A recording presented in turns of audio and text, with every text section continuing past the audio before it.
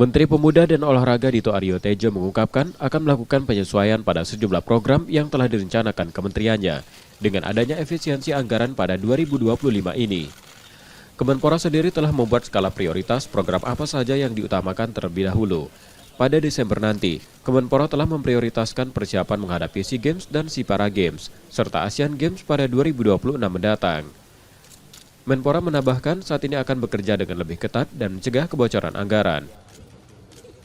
Pastinya efisiensi akan mempengaruhi program-program di Kemenpora. Tapi kita pastikan kita sudah membuat skala prioritas dan kita sudah memiliki agenda di Desember ini adalah SEA Games dan SEA Para Games dan tahun depan Asian Games. Dan itu prioritas itu insya Allah tidak akan terganggu, tapi penyesuaian pasti ada. Intinya adalah bagaimana kita sekarang bekerja lebih ketat dan lebih memantau agar tidak terjadi kebocoran yang itu sebenarnya bisa digunakan kembali untuk program-program di Kemenpora.